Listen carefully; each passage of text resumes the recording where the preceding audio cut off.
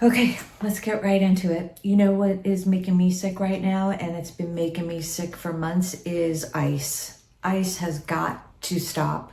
So not only is ice in LA and California and in all these different counties in California anymore and at the farms, where a farm worker actually has now died from these raids on the farms. It's so unfortunate and sad to see this happening, and yet it's still happening in the USA. It's still unbelievable. So California is nowhere alone. Is not alone. Everyone thinks it can't happen anywhere, and it's only going to stay in LA. And as LA fights for everybody's rights, and Governor Newsom, he's amazing. Okay, so ICE is now raiding Utah. They were seen in suburbs in West Jordan, and there were tanks going down the streets and people knocking on the doors from ICE. And the woman that was filming this video I saw, there was at least, she's like screaming, cursing, and saying, there's at least 50 of them. I can't believe this is our country. And they just couldn't believe it, which is how I would feel if I saw that out my front window, because that's where she was filming, out her front window in a subdivision.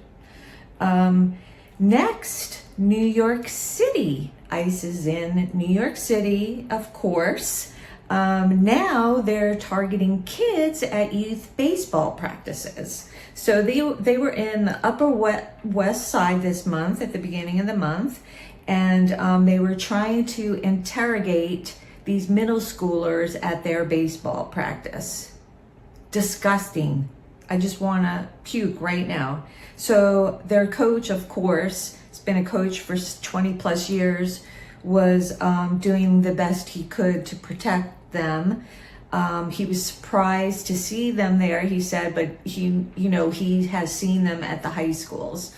So he happens to have a master's degree in law, and what he had told the kids was that your Fourth and Fifth Amendment rights still hold, because they were born here. And he told them he doesn't have,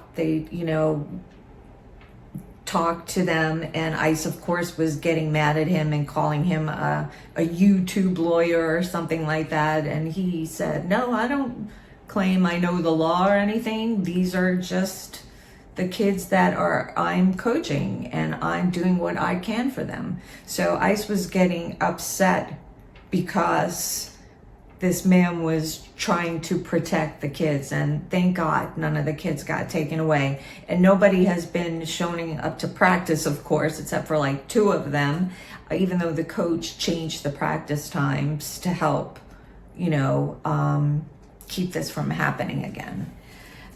They were seen in San Diego, and they actually handcuffed a 71-year-old grandma this weekend. And they told her, you got to see this video. I'm going to find the videos. In this video, there was like 10 ICE agents around this 71-year-old woman, and they were like, saying this stuff and all in her space. If that was happening to me, I don't know what I would do. They're claiming, and I don't know if it's true or not, that she pushed one of them. A 70-year-old woman pushed one of you. Oh my gosh. So then they handcuff her, and they told her she wasn't under arrest, but they detained her for like 8 hours. And then they released her, and she had bruises on her. And then the ICE agent that claims she pushed them says they're going to press charges against her.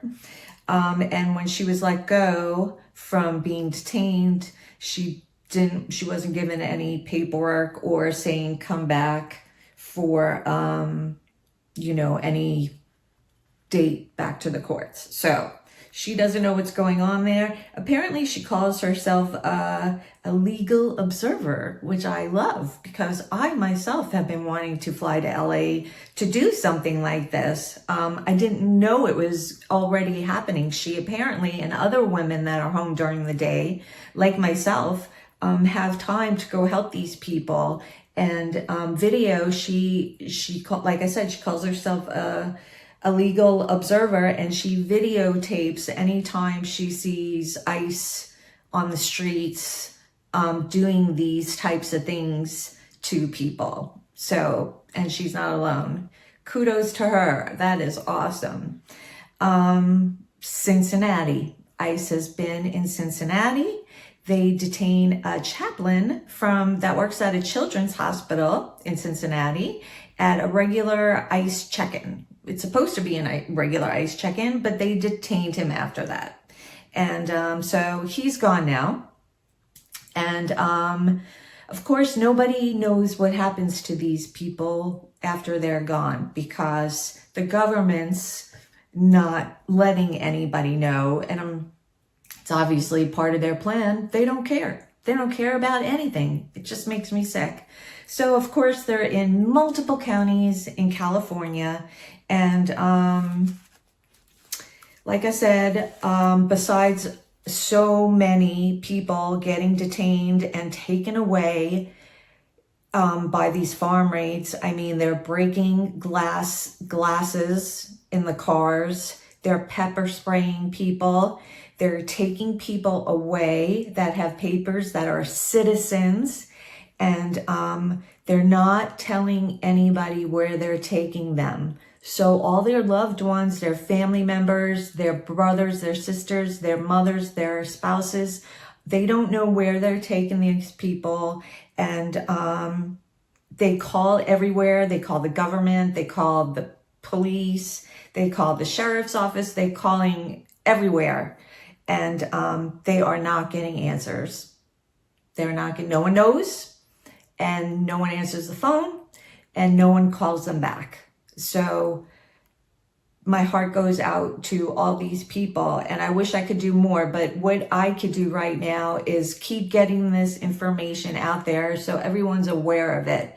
And I think most of these people in this country want our country back to the way it was, because I know the people I know certainly want it back to the way it was, normal again, and not with this inhumane ways that the government is raiding our country. So let's hope that restraining order passes tomorrow that they